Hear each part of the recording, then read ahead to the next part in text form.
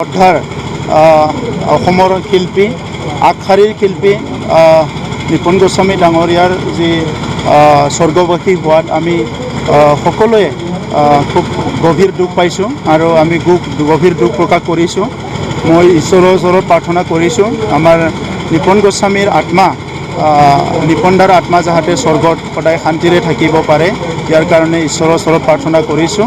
আৰু আমাৰ দাদাৰ যিটো পৰিয়ালবৰ্গলৈ মই সমবেদনা জ্ঞাপন কৰিছোঁ। আমাৰ অসমৰ কাৰণে আমাৰ সাংস্কৃতিক যিটো জগতখনৰ কাৰণে সেইটো এটা ডাঙৰ ক্ষতি হৈছে। তো আমি তেখেতক কোনোদিনে পাহৰিব নোৱাৰোঁ। যোৱা কেইবা দশক ধৰি অসমত যিটো বিশেষকৈ ফিল্ম জগতত তেখেতৰ যিবিলাক অভিনয়, যিবিলাক তেখেতৰ কাম কাজবিলাক সেইটো সদায় সোণালী আখৰেদি অসমৰ সাংস্কৃতিক ইতিহাসত লিপিবদ্ধ হ'ব।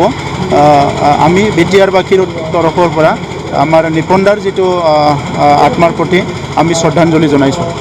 আলোচনা চলি আছে, বহুত ক্ৰাইটেৰিয়া নৰ্মছবিলাক মহাবিদ্যালয়বিলাকে ফুলফিল কৰা নাই। তো সেইকাৰণে মুখ্যমন্ত্ৰী ডাঙৰীয়া, শিক্ষামন্ত্ৰী ডাঙৰীয়া, বিটিআৰ চৰকাৰ, নিখিল বড়ো ছাত্ৰ সন্থা, বড়ো সাহিত্য সভাৰ মাজত আলোচনা চলি আছে তাত কিবা এটা ফৰ্মুলা ওলোৱাৰ কাৰণে, আৰু অতি শীঘ্ৰে এইটো হৈ যাব বুলি মই আশা কৰিছোঁ।